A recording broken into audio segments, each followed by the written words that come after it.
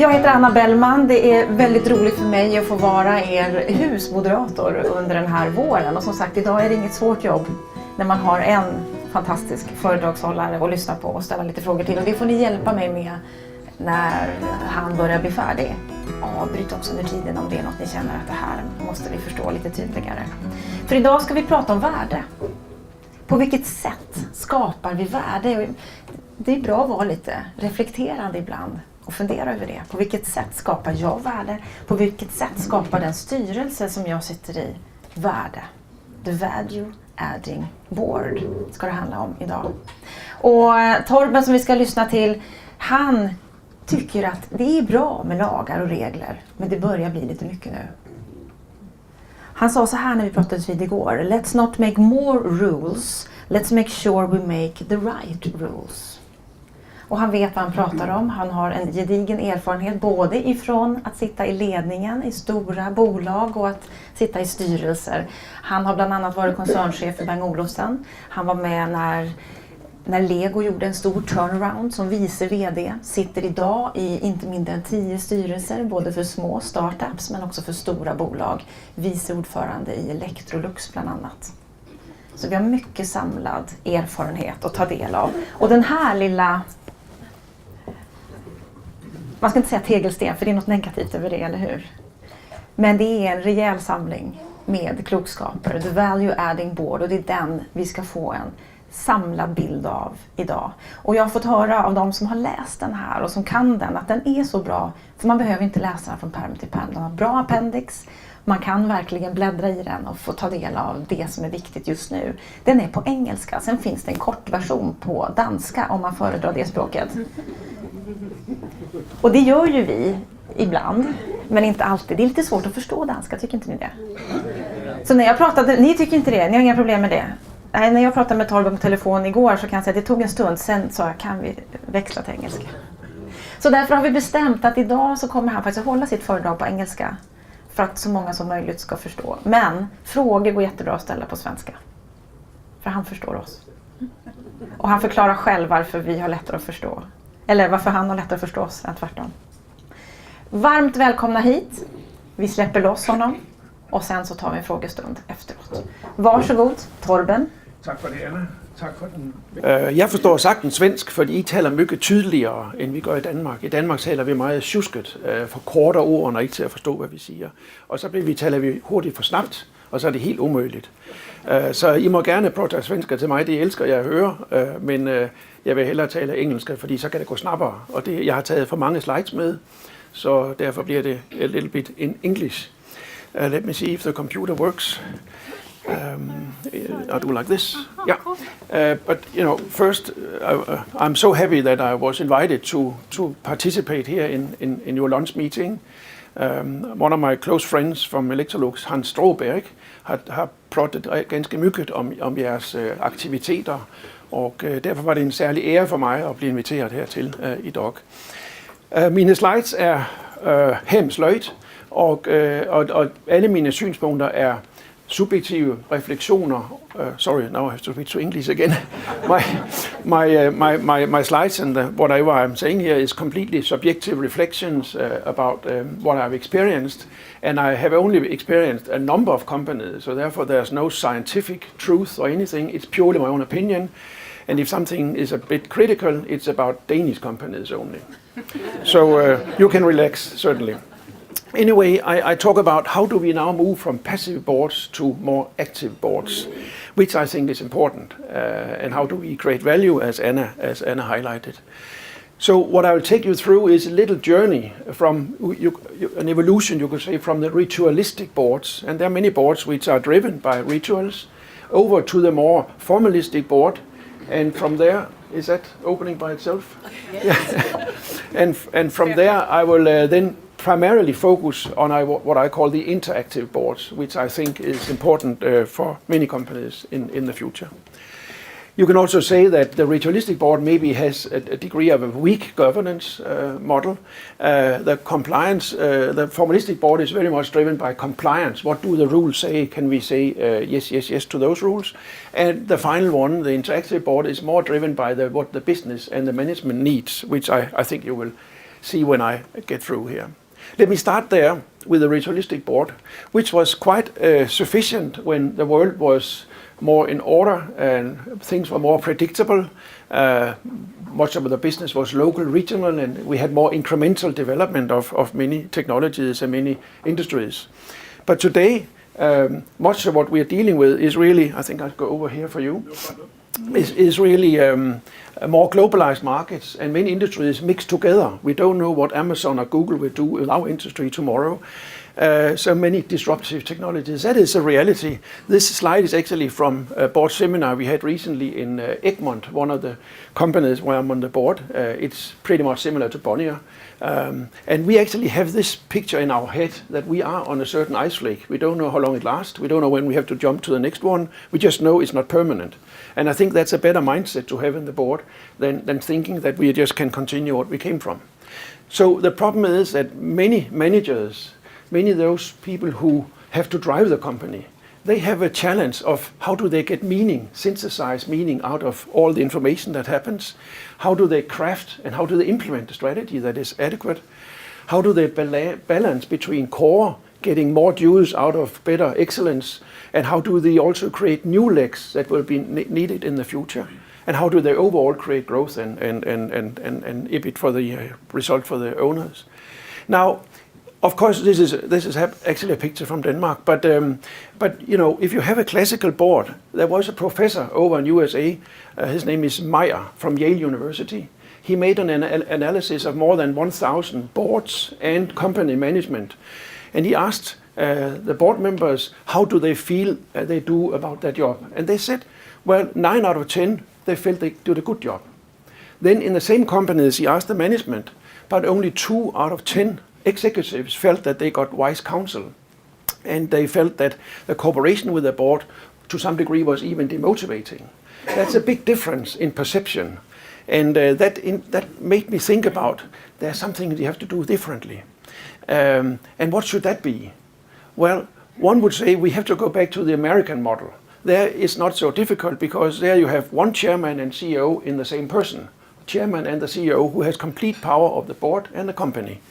And that works well because the American dream about this lonely cowboy who can do everything is fine until he's not fine anymore. And you don't know when that moment comes. And therefore, I think this model is not, although I have big respect for Janine and the big guys over in US, I think we have a need for something that is not just monolithic, but something different, which in my opinion could be a degree of formalism, which may not be sufficient, but at least a degree of formalism, where you have more compliance, more rules, regulations to go from. The problem is, however, that when it was all great around the millennium, around 2001, 2, 3, when in Sweden, in Denmark, and many countries in Europe, and also in US and other places, there were many scandals, and then there was a public and political attention saying we need more rules. So there were a lot of local guidelines issued in most countries for good corporate governance. And many of those rules were great. In Denmark, there were 28 rules, I recall, in 2003. And they were all appropriate and good advices for the boards to do a good job. And that was fine. Then the financial crisis came, and particularly in the financial sector, the governance in many cases proved to be inadequate. And so there has been, since the original guidelines, been issued a massive lot of more guidelines from committees that meet very often and feel they have to issue more updates constantly. And on top of that, in my opinion, we now have a very self-reinforcing, a self-feeding regulatory regime, not least in the EU system, where they have something called the Corporate Governance Code, under which there is almost a tsunami of law and decrees and research and guidelines coming out on a very regular basis. I once listened to a person in this area who were experts saying that there were more than 9,000 pages now being published about how to drive a company and a board. And I'm not sure it helps all of that. So my question is, are we getting into a situation with too much regulation, which drives a board's view to be more backwards, to be more compliance-driven? And we almost maybe forget the fact that the global complexity requires what I will call strategic urgency. Many companies and many boards today, in my opinion, have a problem if you ask them, why are you here 3 years from now? What is your business going to be living from, even on a short-term horizon? And that actually was emphasized when I was in Oslo not too long ago. And one presenter next to me was Birger Magnus, a former chairman now, but former CEO of Schibsted and other major companies before that. And he had an interesting sentence. He said, when I work on privately owned boards, family boards or private equity owned boards, I constantly think about how to create value. And then he said, when I work on public boards, I find myself thinking mostly about how to avoid errors. And of course you need to avoid errors because you can really get a lot of legal implications and be accused for whatever.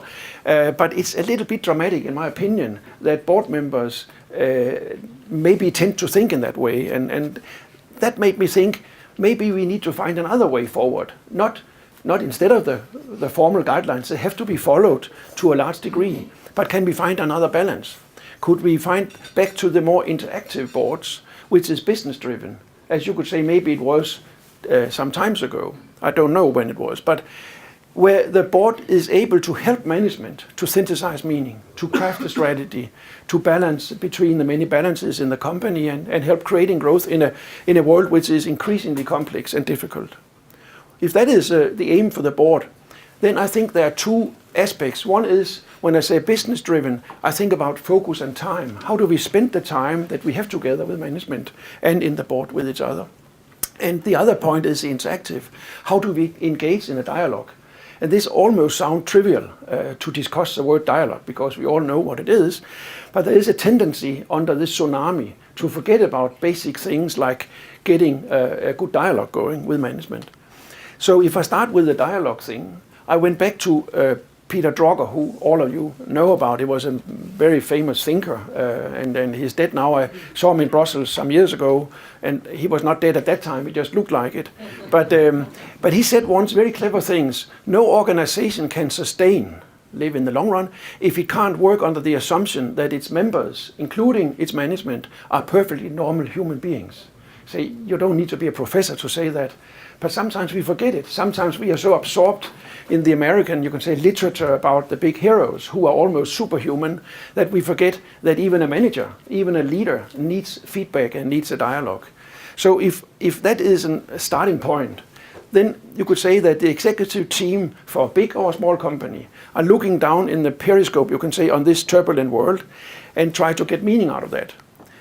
My point is that to do that, the management needs some degree of dialogue. But if the board is passive, all you can do as an executive is to speak with your colleagues, but they often have the same opinion because you've been together a long time. You can speak with peers in areas where you meet, like you meet here. You can speak with your spouse to the degree that he or she wants to listen to it. That only lasts so long. And then many managers end up talking with their dog, which may be helpful sometimes, but not sufficient. Lou Gerstner, who turned around IBM, he once wrote in his book about elephants turning this big company around that they could dance. And to do that, you can say this board must be able to provide wise counsel. That is not being more clever than management. Maybe asking a few questions is important and more important. It can drive forward the focus. It can participate in the strategic creation. Again, not the solution, but more the inspiration and the question making. And it can, of course, exercise proactive control that I'll come back to. All this to help management with the task we talked about before. So there are two active roles that are important. And for us in Scandinavia, that is normal because that is how our constitutions are. But for people in America, even in Germany, it's not completely normal. UK is getting there, but the dualism that we are used to is very important. And that's actually why I wrote my book in English. It's very heavy and not so easy to read, perhaps because I made it myself, and I only do it if you have a sleep problem or if you have a long travel. But I actually made it to provocate a little bit people who have another mindset that we are used to here. Of course, it only works if there is a shared vision and if there's a shared belief that we can do this. For example, in Lego, back in 2003, we had a very severe crisis. We thought that the world would be taken over by Sony PlayStations and the children didn't want to use their hands and creativity anymore. Everybody ran away. And our big channels also were sort of running away. But the owner, and we were a few guys on the board who felt that there must be a reason why children have 5 fingers and on each hand and can like to create. So there was a deep belief that there was a need in this world for a company like Lego. And that was actually what helped us in the deepest crisis to get through and get the energy to turn it around at the end of the day. Of course, inside the board there has to be trust and openness, and that sounds very nice. It's not always the case, and mutual respect. But there must be a fundamental minimum of respect in such a team, else it just doesn't work. Of course, it's not about sitting in a circle and discussing the situation. It is about division of roles, clear accountability, and also rules of escalation. So I'm not talking about mixing the roles. They have to be very divided and very different to use each other's strengths. So that was one aspect, the dialogue. The other aspect was about how do we become business driven and how do we spend our time and our focus when we are together in the board and with management. Well, a traditional way of looking at the world would be to have a view on the past or the future and view on problems and opportunities. That's what you learn in the business school, to think this way. Now, I would claim that many traditional boards may be a bit biased to look into the past, what was last quarter like, how was the year going, and maybe address a little bit the problems. And what did we miss, what went wrong, how can we avoid further similar crises or risks in the future. And maybe the premises or the basis for this thinking is that the future somehow will be an extension of the past. Once the crisis is over, we'll get back to normal again. However, that's not good enough going forward. In my opinion, we need to have this interactive board, so shift it a little bit up to the right and start with asking, what do we want to make happen together with management? What do we really want to make happen? And here I do work a little bit with private equity companies in Scandinavia, and that is typically when we do the strategic due diligence, we start by asking, what could this company be if it has talent, a bit of luck, and sufficient management power and so on? What could we make happen? Of course, we also ask, what can we learn from the errors we made? What can we improve, not unimportant? And what risks can we mitigate is by thinking a little bit forward. But this thing about what do we want to make happen is really what should start the activity in the board, and therefore also reflect in the agenda, as I will show you. My point is that the board must basically take charge of its own agenda. It cannot let the senior secretary of the company make a template from last year to do the same agenda year after year. That is not good enough. The board must define its focus and define how we want to spend the time that we have together. And the problem is that today the traditional agenda is often very much impacted by tradition, by routines, comfort, regulation, of course, also, and some perception of what a board is supposed to be like. So we typically maybe have a board meeting starting at 9 o'clock or 10 o'clock until lunch perhaps, with protocols, management report as you have to have, detailed review of the financial report that you also need certainly, and statutory items that you need to deal with, approvals or changes of policies and so on and so forth, updating of certain areas. But to take charge of the agenda, my suggestion is that the board should delegate whatever quote-unquote administrative tasks that they have on their shoulders as much as possible to support systems. If it's a big company, there are internal legal departments and internal control and so. But if it's a smaller or mid-sized company, you may use your auditors, you may use the lawyers, you may use other support systems to delegate points, not to run away from the decisions, but to prepare it so you have condensing of the housekeeping matters to short decision recommendations instead of having huge and complicated reports. Make it simple, get it digested in a way that the board does not spend all the time on certain historic matters or formal matters only. Simplify the reporting, I'll come back to that, on key performance indicators of the real operation. And then, of course, in the board, have discipline, prioritize and prepare the things that have to be dealt with, and clarify as many detailed questions as you can on beforehand. if you do that right, at least it's my experience, and it cannot be the case in all situations, depending on the company's situation. If there's a crisis, of course, you need to have more detailed review of the financial situation. But very often you can save a bit of time by doing it a little bit more efficient. And I'll show you an example. Also on the control and the risk and the household matters in general can also be done slightly more effective. Any other things in a company we expect can be done more efficient. Of course, this can also, without losing quality. That is my postulate. And then, of course, we also may need to demand more time from the board members. Sitting on a board in many companies is more demanding than just a morning meeting. It might be starting at 9 and ending at 4 o'clock or whatever. And instead of 4 to 6 days per year invested, you can say, in time, we may ask our board members to spend 20 to 30 days. And this is not only for big companies. I sit on many mid-sized or small companies, and it takes time to be on a board and to be updated. Maybe not 20 or 30 every year, but on average, more than just a little bit. So if you do that, you suddenly have more space available when you are together in the board. And my suggestion, and this is a very fundamental idea that I would advocate for, is that then you start the morning not with the auditors running through the last quarter's announcement or last quarter financial report, but you start with an update. Has something happened in our landscape strategically? Has a merger existed? Has somebody changed the situation in another company or whatever? Just review that, not rethink everything every time, but just confirm with yourself, yes, we're on the right track. Then also, the next point would be, are we executing as we agreed to do? This is what I would say that many of the private equity companies are good at because they are pretty busy to create the value. But many times the strategy is approved and it ends on the shelf next to the last year's strategy and is not necessarily being implemented. There you need to execute, to be sure you execute on it and that the board interests itself and follows up on that, and I'll come back to that. Performance I mentioned before, on control and risk, and then I have something I call health at the end, where the board might be alone or with the management, depending on the item. I'll come back on that as well. So before I dive into these points, let me just use a parallel. Many of you know this guy in behavioral organizational science called Maslow. He has a pyramid where at the bottom you have the basic needs of human beings, and at the top you have the self-realization ideas. You do recall that, I'm sure. So you can actually have different ambition levels, and you might say that the rudimentary or the passive board is satisfied by just doing the basic minimum. Live up to the guidelines, live up to whatever is needed, formally speaking, and that's it.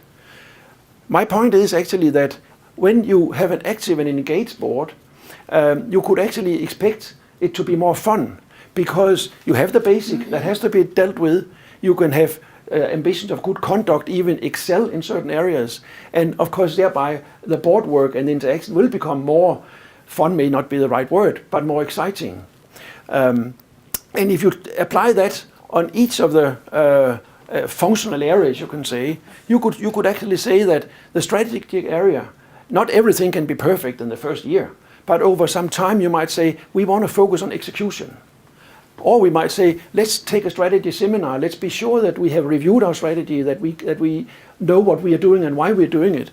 And in another situation, you might say, we want to do more simple, more effective follow-up on the performance or the risk side of the company.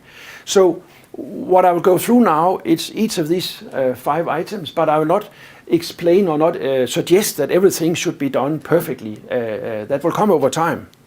The first thing on strategy, it's not enough to have a remote approval situation where you just flip through the binder and say, yes, it's okay. I think that the board needs to comprehend what is the situation of this competitive situation of the company, or what is the landscape.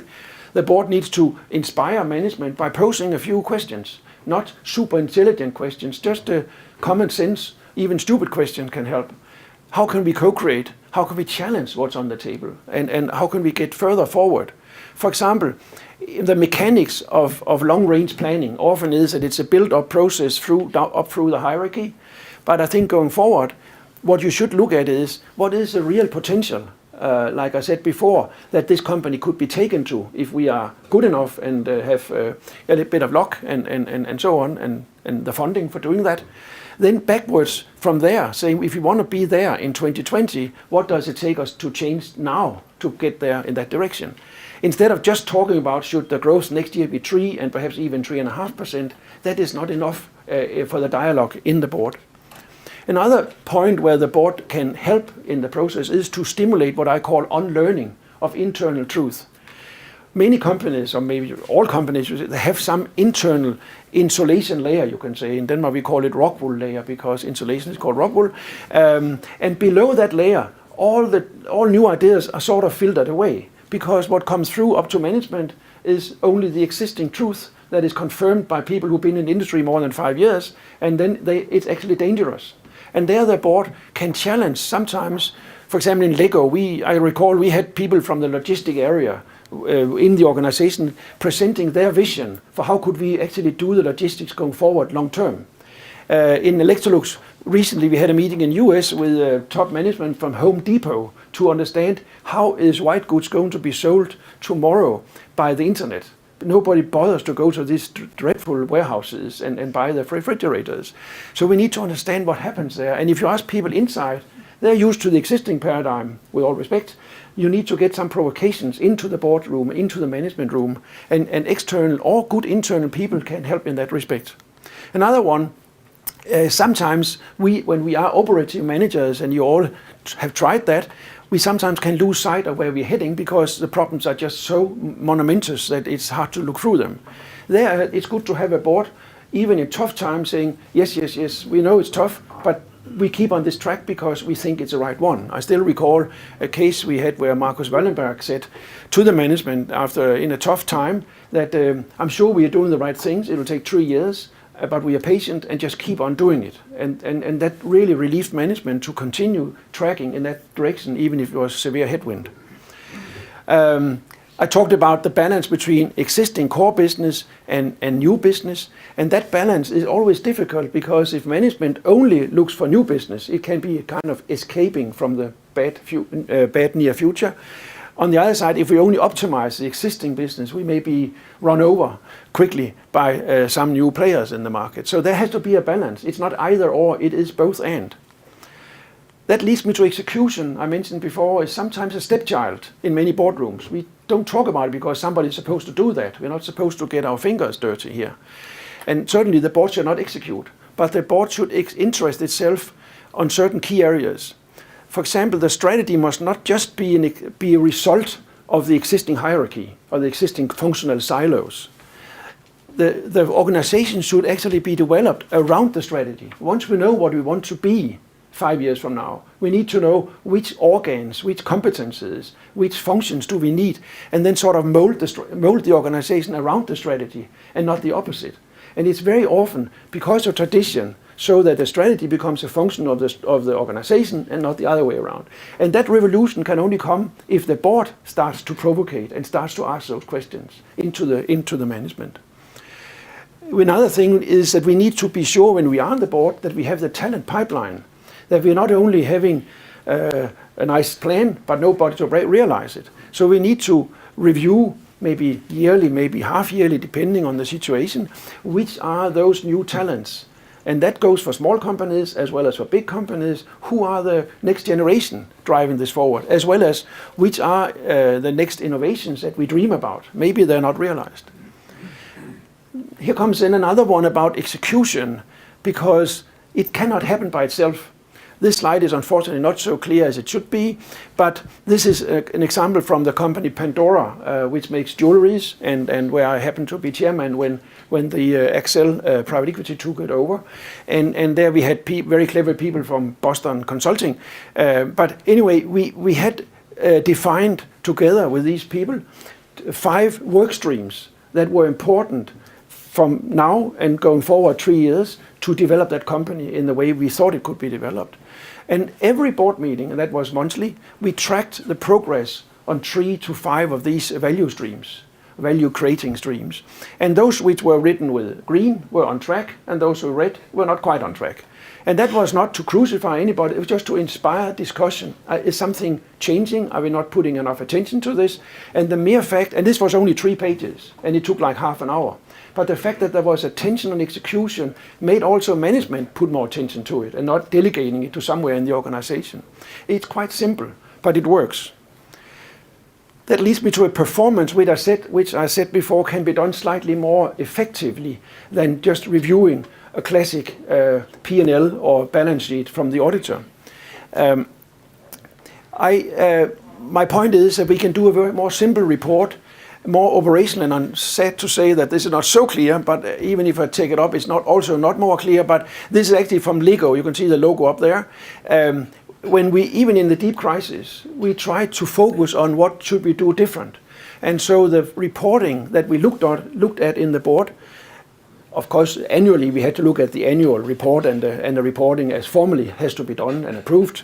But in the every month's meeting, we had the first 10 lines was from the profit and loss statement and a cash flow and balance sheet. And then there were, you can hardly see, but there were some smileys in different colors here, which indicated, are we on track with the yield to the stores, the filling up in the Walmart on the shelves? Are we okay with what comes out of manufacturing? Are we okay with the change of different things that we felt should be changed? And it was very simple, and we could then address the discussion on what is it we shall do differently next month, instead of just looking at what we did in the past.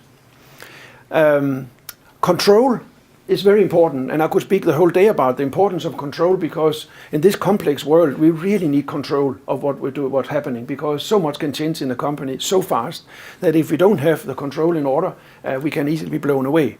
So it must be diligent, it must be efficient to have a solid financial fundament.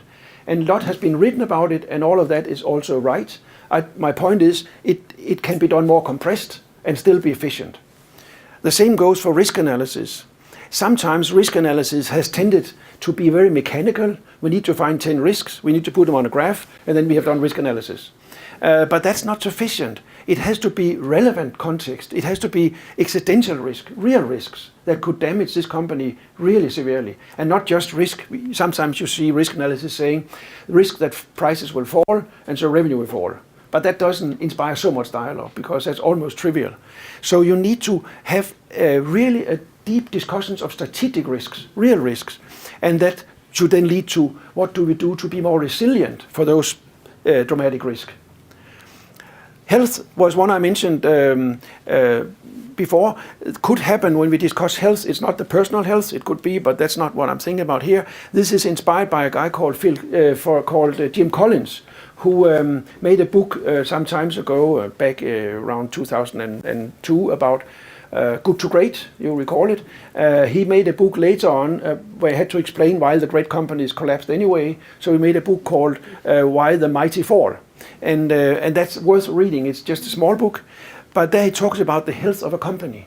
And he said actually that if you do a systematic review and evaluation of the culture, the mindset, the behavior in management's mind, you can often detect a crisis 5 years or 2 years before it comes in the audit accounting, because it has to do with behavior.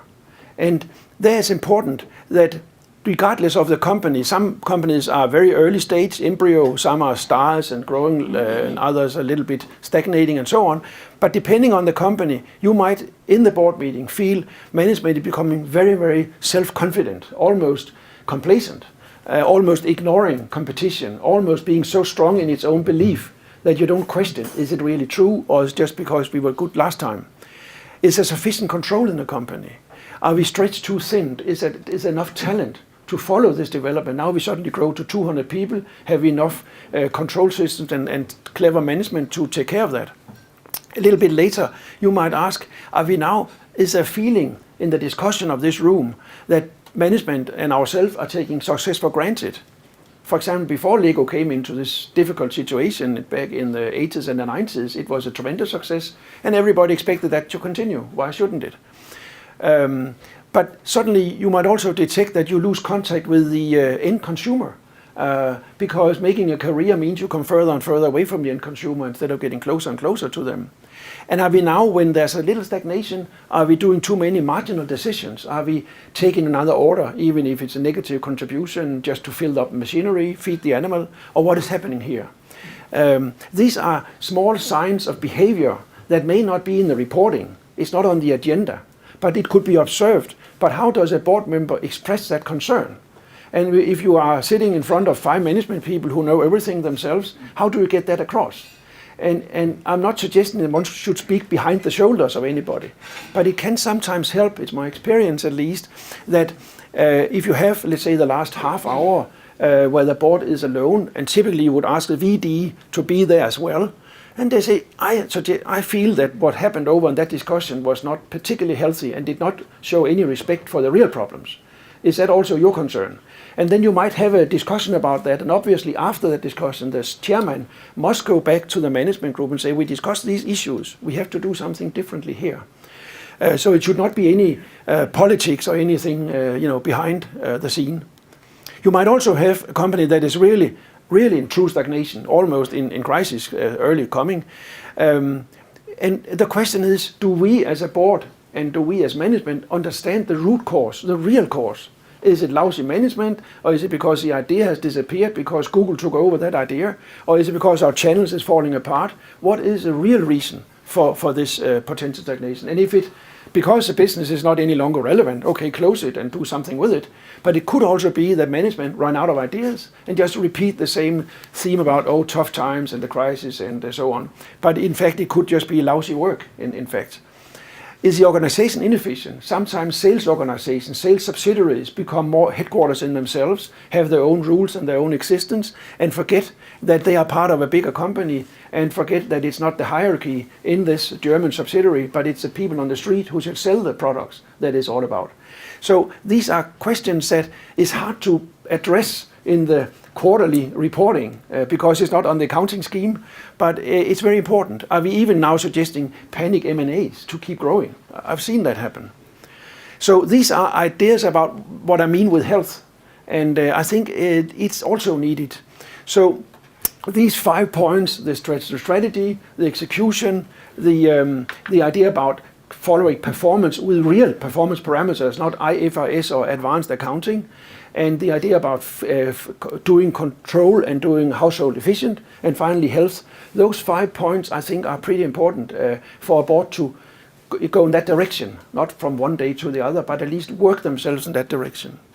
That leads to skills and qualities, and do I have 5 minutes still? Yes, you have. Okay, I'll do it rather quick, but one thing is for me to postulate that the board should provide wise counsel, that the board should drive the forward focus, participating in the creation of the strategy and proactive control and so on. That's all nice to help management synthesize meaning and work with the strategy and so on. But that doesn't come by itself, because to provide that counsel, certain qualities need to be there professionally on the board. And I would say this is again regardless of the size of the company. And I think it always helps if at least some of the people on the board have hands-on P&L responsibility. If that is for a small McDonald's outlet, or if it is a big company or profit center, I don't care. The fact that you have been able to make a surplus or enjoyed a negative situation with another team makes you learn a lot about organizations as a manager. There must also on the board be analytic as well as common sense. It's not enough to have very clever people who can do a lot of analysts if the common sense is driven out, because nobody dares to express common sense anymore.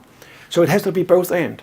There has to be some experience, ideally from the industry in many cases, or even better from an analog industry who went through the same transition maybe 2 or 3 years ago.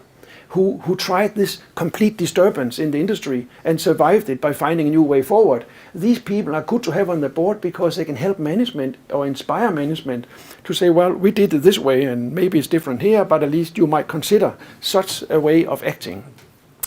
Then I also think it helps to have a degree of wisdom, whatever that is, from real organizational life, having, made enough failures, having spoken with enough people, having tried to make changes and all that, all those mundane, trivial things that are part of management, that helps also people in the board.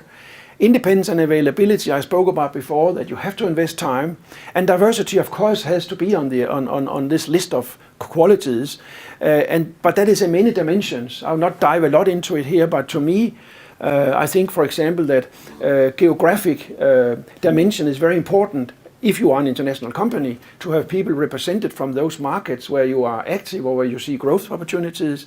It's important that you have people of different age groups or different time of being on the board. And of course also different gender. Both genders have to be represented. I must, however, say that when it comes to the gender debate, where Sweden is further ahead certainly than Denmark, having much more diversity here. In all the boards I'm on, I would like to see all the boards there are both genders represented, and in a good board meeting, which I'm lucky to have a lot of, we never think about is that now a male or a female who expresses this. It's the experience and the brain behind it that matters. That's just said as a side remark. But I think there are many areas here that many dimensions that we have. Temperament. Is it structural people? Are there creative people? Are there drivers? Are there structurers? I think the chairman and the nomination committee and the owners should be sure we have a composite of the board which gives this diversity in many dimensions. That's one thing. But to be a good board, you need also personal qualities. Now it becomes really difficult, and here I'm certainly not an expert at all. But I just experienced that it helps to have a good empathy, just to interest itself for other people, or emotional intelligence, whatever. To be a humble listener and have a controlled ego. And this is really challenging for any male who is more than 50 years old, because they think they know so much themselves that they have stopped listening. It's also good to be reflective, sometimes to suggest management, even if it's a crisis, let's just take a deep breath and let's just think about where we're heading and what are we doing, right and wrong. So inspire reflection, but also be clear, now we have to make a decision. Sense of humor is very important, even in Sweden. I think that people need to also have fun. I mean, in the deepest crisis, it can never be so dark that there's not a little part of it that also has to be a little bit fun. Energy and passion is important, and integrity and courage is also important. I mean, people should not walk out of the room when there's troubles. They should stay on the ship until we are clear again. Now, this is easier said maybe than done, but ideally the board team, and I use the word team in italics, must be qualified, that's over here, and must be cohesive, must be glued together in a good way, must interest itself for each other. For example, when you go on a board trip, you get closer to each other than if you just meet once a quarter. And how do you do that? Well, that's where board evaluation comes in, and that's where you are much better than we certainly are in Denmark, because we were far behind. But even back in 2002, there was a very famous professor over in USA called Sonnenfeld, who made a Harvard Business article in 2002, and he said, I think thinkingly good, I can't think of a single work group whose performance gets less rigorously assessed than corporate boards.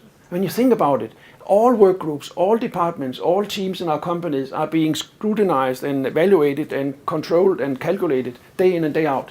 But the board, oh no, that's different. But I don't think that's different, because management of tomorrow will expect from you as board members to be qualified, to be on the top of things, and to be able to inspire. And that is where evaluation, of course, comes in. And I won't dive into that a lot. All I will say is that to make a good, in my opinion, evaluation, you start with the future landscape. What are we going to enter here? What is the situation? And of course, the strategy. Do we need to enter into China? Do we need to revitalize our sales channels? Do we need to go digital in that area? Do we need a new supply chain? Whatever is a big challenge. And it is not next year or next month, it's over the coming 2 or 3 years. Then you define the required profile of the entire board, and based on that you search for relevant candidates when you map it with what you have today. On the other side, you will also either have a predetermined max period, which I always suggest, maybe 4 re-elections of 2 years. That's 8 years in total, maybe less, not too much more, might be a good idea. If there's not such a predetermined period, which I will say is good to have in a contract, because then people know what are the conditions and nobody will lose face when the time is over. But if that's not, then the chairman has to give or the owners an honest feedback, because it's not a shame to not anymore add value to that board because things have changed. It just has to be expressed and change has to happen, because else that will not drive the company forward as it should. So if you do that right, you can say you have continuity to a certain degree, and you have a new mix of talents, and maintain also a good cohesive spirit. If just one person in the board is irritating and really spoiling the atmosphere, it can kill the spirit of that board. And such persons need to be excluded right away. Else you will not get energy out of the board, and you need diverse thinking styles going forward to handle that future landscape. So concluding, I think that it's important, if you are in a situation where you feel that the governance is a bit weak or a bit passive, that the board maybe steps out of the room, goes into another place and say, now let's take control of our own agenda. What are the key issues that we need to focus on to be responsible for this company? Create passion and interaction. That is not something you can do by dictate or by regulation. That has to come by the inspiration. You have to have a systematic self-evaluation and renew the board where you need it, and add new energy, because that can be very important. I'm on the board of a mid-sized company in Denmark called AS3, who's also active here in Stockholm. We work with outplacement and transition management, and we could just see that while our current clients are all happy with personal interaction with our consultants, the next generation, you only interact on the iPad or with the iPhones. So of course we needed to go more digital than we were. And therefore we actually got a person on board who happened to be managing director of a digital-based only company in social media, and who had been an entrepreneur person. And not that we should get a genius in, but somebody who can know the language that we old people hardly can spell. And that helps in our consciousness about, Jesus, what a lot we have to do here to make sure this company exists 3 years from now. So that is one thing. The other thing, if you feel that is a degree of excessive compliance drive, we do all the check marks, we do them back and forth, and there are 88 points to get through. But the board should have courage to filter for this guideline tsunami, because not everything is equally relevant. We should focus on what is really important in our industry, in our company at this time of the life of the company. Protect the executive management against excessive external hype. And of course that's more relevant for companies which are listed on the stock exchange, because there suddenly a lot of hype can happen which could distract management for months. But there has to be an agreement of how the board protects management, both in the case of the press hype or stock hype. Then of course one has to comply, but also protect the business common sense, as I said before, and focus on real value creation, not just stock market perception. That I think is important, instead of being swallowed up by compliance for most of the meeting.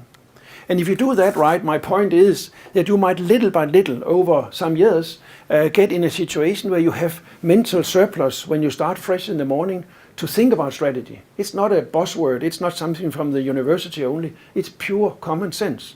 I think Jack Welch once said, strategy is not difficult. You just define a direction and implement the hell out of it. And so it doesn't have to be academic.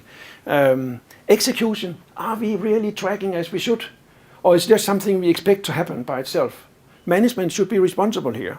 Financial performance, are we tracking those 10 parameters are critical for this company? Or are we just running through the accounting sheets as we used to do? Household items, be sure everything is proper. Control must be proper, but you don't need to do it yourself. And finally, health, put the bad things on the table, even if it's hard to talk about. And maybe you don't want to do it with the entire management group, because that could be a little bit harsh, but at least you have to get an expression about it. So it's not something you do over the tea after the meeting. That's important. So in this way, I think we might develop ourselves, and the boards here in Scandinavia, certainly I think we are a long way already, from a first generation board into what you could call a second generation, but certainly into what I would suggest to be a third generation board. And I will just finish with a quote from Heidrichs and Struggles, a quote where I said, once being a board member was considered a nice way to ease into retirement. Now it brings a lot of responsibility and requires a rigorous and professional approach. and you can add to that a lot of legal obligations as well coming to you. So I think that's an appropriate way of finishing, and therefore I'll just say thank you.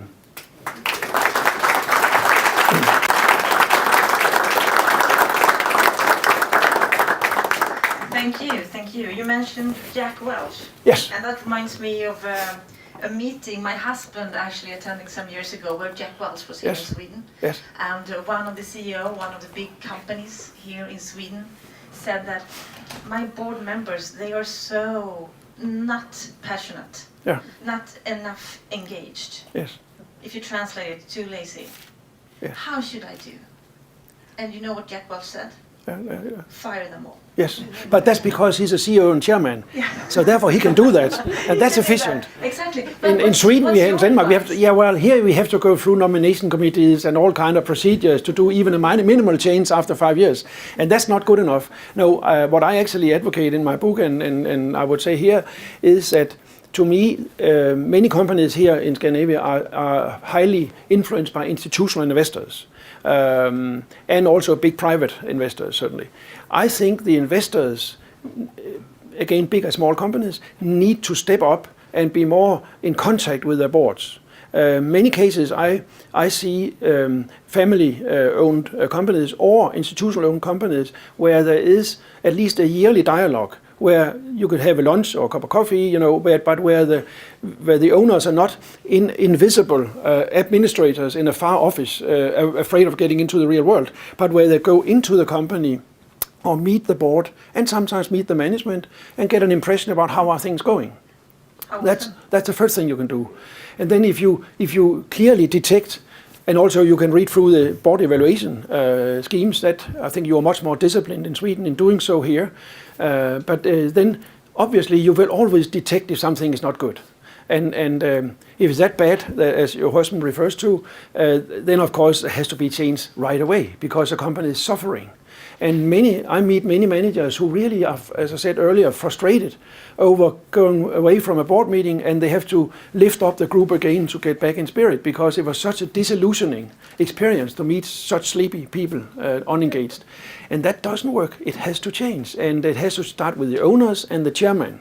And if it's the chairman who has fallen asleep, then it's an extra problem. That happens also. But then I can only say that the owners must step up to their responsibility. Frågor?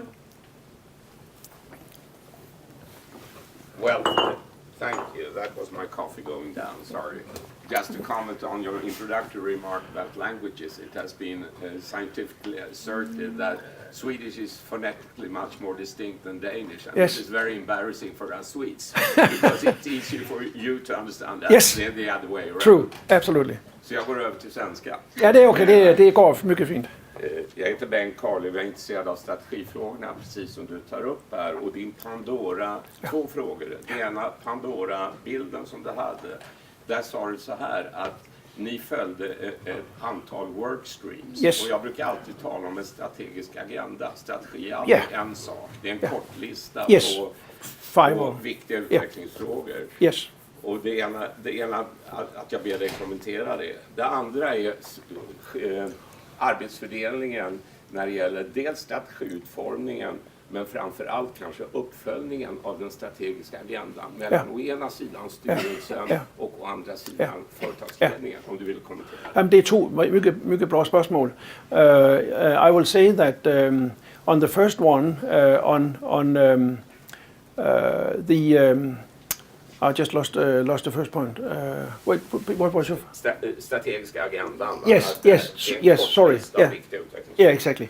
The problem is that sometimes when the board and management talk about a strategy, or when you get a strategic report, it often becomes very complicated, and often there are 50 parameters that have to change at the same time. We felt that in Lego when we got new management in, and Jørgen Wijk, who's running successfully now, he came from McKinsey, and we were bombarded with 200 slides about all the things that you change. And I recall Gunnar Brock, who is here from Stockholm. Exactly. He was on the board. He said, "Jørgen, take it easy. We can only handle 5 things. So should we just focus on 5 things and you take the 5 things and then we do those? We know the rest is a mess, but keep on those 5 things." So I think the board can help legitimize that management should not solve everything at the same time, because no human being can do that. So therefore, the strategic agenda or the work stream, whatever we call it, I think most humans can only handle 3 or 5 things. So let's do that and then make a plan of executing those. And I think it's a matter of more discipline, and the board should not dictate it, but only facilitate and help management to focus on what is truly relevant. And of course, a dialogue will help. That may lead to the other point, because the worst thing that could happen when I say interactive board, people think it's an active board, meaning that they move management away and now we shall show what we can do, and blurring the roles and starting to do more execution. That is not the board. It should be in the background and never step on the scene, but be on the background, and thereby facilitate and help. So it is a bit a matter of discipline, I will say. Vi har till frågan här. Sven Löfqvist heter jag. Ja. Jag tänkte du skulle kommentera lite om styrelseordförandens roll. Ja. För min erfarenhet är att den där perfekta styrelsen som du listar upp, Ja. har du inte. Det betyder att styrelsemöten kan ibland gå astray och ledamöter sätter igång och hetsar varandra i olika riktningar. Ja. Hur hård ska ordföranden vara på möten? Det finns ju olika sätt att se som ordförande, en som lika bland andra och en som styr ganska hårt. I have experienced board chairmen in Scandinavia, Sweden, Finland, and over in Denmark. And I've experienced board chairmen who had an Anglo-Saxon English or US background. And I think we need to go a little bit back in understanding our cultural nature, if you will, because to me, and maybe that's because I'm Scandinavian, but at least in our culture, and I think honestly also for the best of the company in many cases, and what I also see in private equity around the world, is chairmen who are having a huge authority, but not a dominance, who really are not so visible, but still they are there, who really drives the agenda and drives the discussion in a way that is not dominating. And the opposite I have been trying as well, and that's terrible. If a chairman says, "This is my meeting, this is my management, and here's what I want to do. Have you any comments?" That will kill anything, any dialogue, and will not drive the process.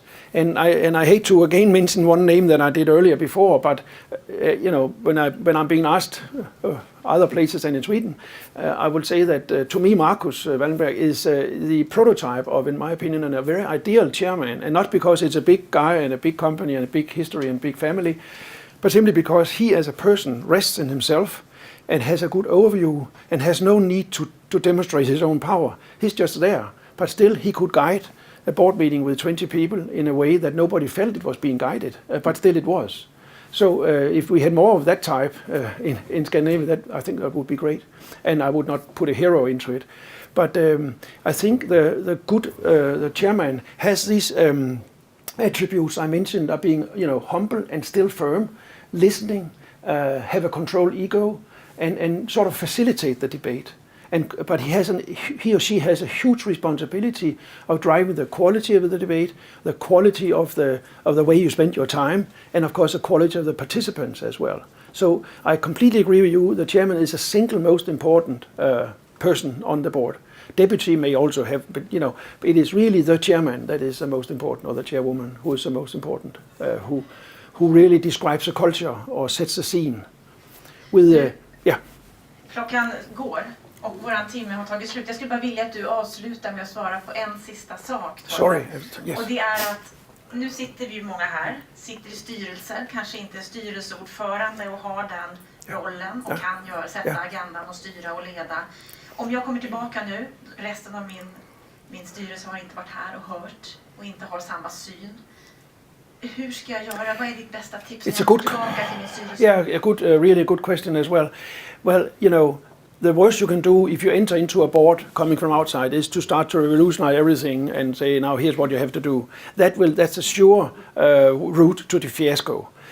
You need to get into the team and then influence it from inside. And you need to be a bit patient, because even if we have all the guidelines and so on, that will not change quickly. But if the first thing you should do was to institute in the board evaluation procedure. And not as a formal tick mark, but as a way, an excuse to get into a debate about how we're actually functioning as a team. And it may sound awkward to some, but you need to get into that discussion and thereby open the eyes for some of those who clearly are dysfunctional. And it should not be necessarily an evaluation where you have names on, because then it becomes really difficult. But even the fact that the themes are on the slide, and in many cases we have sort of a Word file where we write comments into anonymously, and then they are being collected, and then we can see under each theme what are the issues. And most people can see, maybe my qualities are not particularly strong here, maybe I should think about my own participation. And if that doesn't help, and it normally doesn't, then you shall ask then you have to speak with the chairman or chairwoman. And again, if that's a problem, one needs to address the owners, because it's unsustainable if something is being blocking because of an ego sitting there and not adding value. And that is, your question is right to the point of where the challenges are. That's why I've used the word courage. And you have to risk your own job sometimes. You have to risk your situation. And if it's completely impossible, you have to think, do I want to waste my life on that board, or do I just step out again? So it's a very existential question. Yeah. Och vill ni ha lite mer guts till ert mod, så kan ni köpa den här boken. Det bästa sättet att göra det är att gå in på sidan saxo.com. saxo.com. I should say that's a Danish version, honestly. Det är bara danska. Yeah. Ja, då får ni gå hit om ni vill höra danska. And you can learn it, and I have no commercial interest at all. I just use Amazon as a publishing machine for me. Go on Amazon. That's the quickest. Så löser ni problemet. Ja, men I kan også lære godt dansk på den måde. Det er ikke så svært, som man skulle tro. Thank you. Thank you. Thank you. Thank you.